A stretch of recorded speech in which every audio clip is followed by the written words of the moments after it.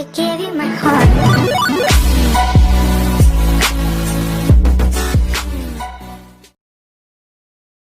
Assalamualaikum warahmatullahi wabarakatuh. Halo teman-teman, kami dari kelompok 2.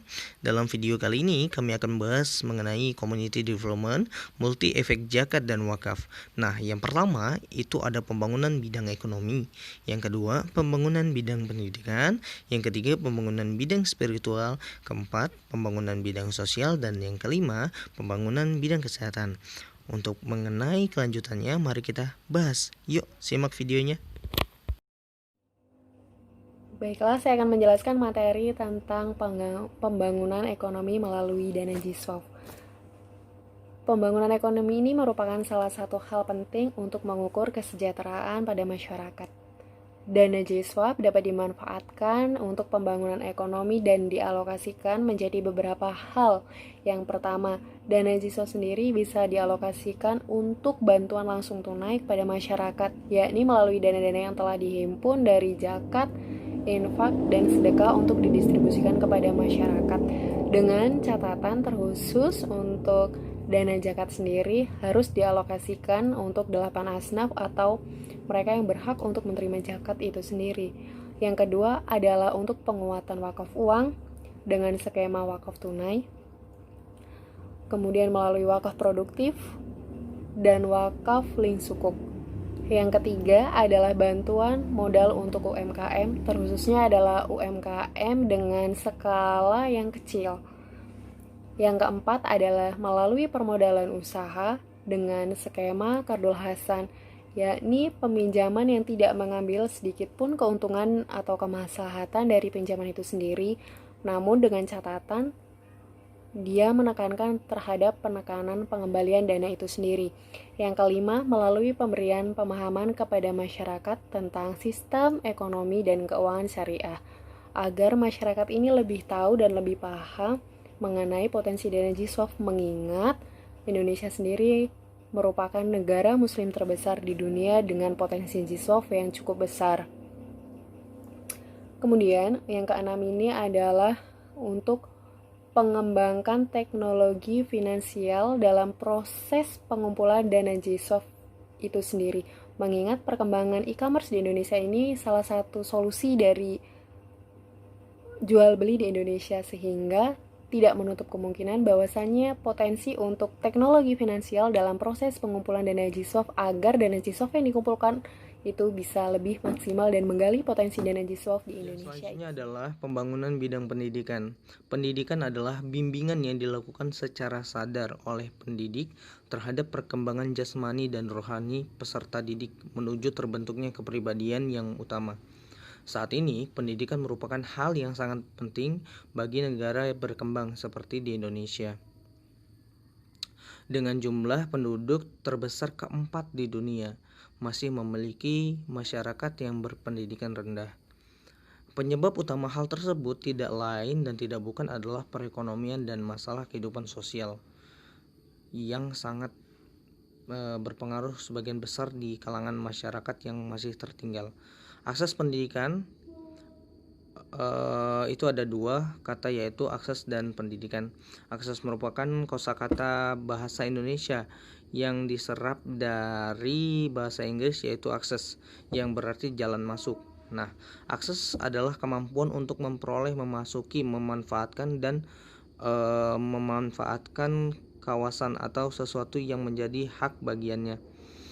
Dalam alokasi dana JISWAP untuk pendidikan juga dapat dilakukan kepada golongan sabil, terutama untuk alokasi zakat yang dialokasikan kepada 8 golongan. Dana tersebut dapat dialokasikan untuk mahasiswa ataupun siswa yang kurang mampu dapat memperoleh pendidikan yang layak dan berkualitas sehingga dapat bersaing di dunia kerja. Nah, selain pemberdayaan ekonomi untuk kaum duafa, saat ini sektor pendidikan juga mulai sangat diperhatikan oleh lembaga amil zakat karena disadari pendidikan bagi seluruh memiliki manfaat. Setidaknya terdapat 3 fungsi pendidikan, yaitu mudah untuk untuk memiliki kemampuan agar bisa memegang perannya dalam kehidupan masyarakat di masa yang akan datang. Yang kedua, menjadikan proses perpindahan ilmu-ilmu dari generasi sebelumnya ke generasi yang akan datang, beserta pembelajar terhadap berbagai pengalaman dan evaluasi terhadap peristiwa yang telah lalu. Nah, yang ketiga, pembentukan nilai-nilai moral dan kepribadian dan mental yang dapat membawa menjadikan bangsa yang bermartabat. Oleh karena itu, peran lembaga amil zakat seharusnya dapat mampu menyediakan akses pendidikan bagi kaum duafa melalui pemberian beasiswa pendidikan hingga pendirian sekolah-sekolah gratis yang berkualitas guna meningkatkan pendidikan di kalangan kaum duafa. Nama saya Rizky Dayat dengan NPM 1851040289. Saya di sini ingin menjelaskan tentang materi yang berjudul Pembangunan secara Spiritual. Secara spiritual, zakat merupakan perwujudan iman seseorang kepada Allah Subhanahu wa taala. Mensyukuri nikmatnya, menumbuhkan akhlak yang mulia dengan memiliki rasa kemanusiaan yang tinggi dan menumbuhkan ketenangan hati, menghilangkan sifat kikir dan rakus. Zakat merupakan salah satu neraca untuk menimbang kekuatan iman seseorang serta menimbang sedalam apa kecintaannya yang tulus kepada Allah Subhanahu wa taala. Karena secara tabiat atau kecenderungan, manusia itu sangat cinta terhadap harta dan bendanya.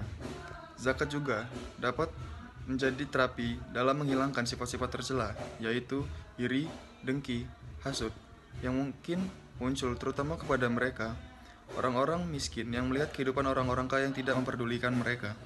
Dengan zakat, maka sesungguhnya kita telah mensucikan diri kita dari dosa, memurnikan jiwa, menumbuhkan akhlak mulia, murah hati, peka terhadap rasa kemanusiaan, mengkikis sifat bakhil, kikir, serta serakah, sehingga dapat menghadirkan ketenangan hati dan jiwa. Saya rasa cukup. Saya akhiri, apabila kurang dan lebihnya saya mohon maaf. Assalamualaikum warahmatullahi wabarakatuh. Baik, di sini saya akan menjelaskan tentang pembangunan bidang kesehatan.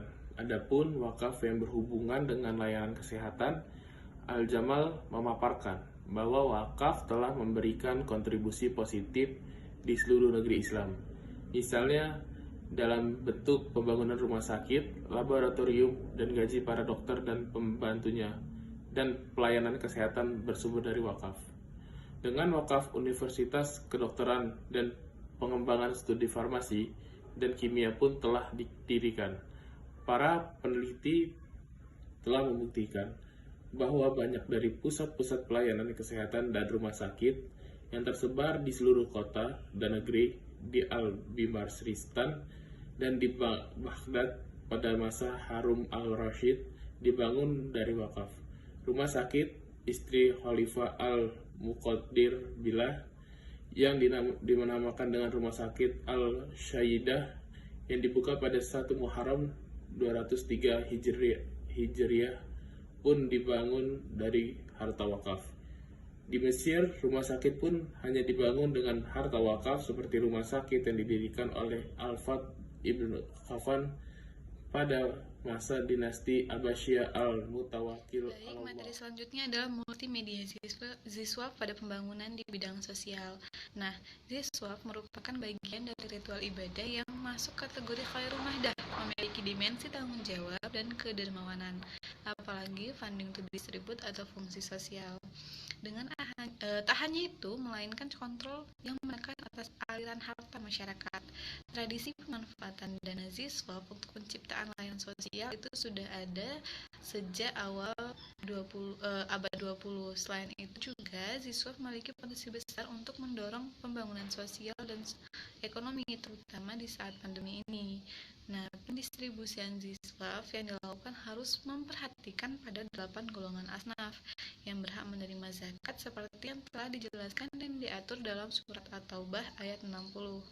Nah, pada ayat ini mengisyaratkan bahwa dalam melaksanakan pendistribusian hendaknya harus berbuat adil antar sesama dan mendahulukan yang sangat membutuhkan sehingga dana yang disalurkan tepat sasaran.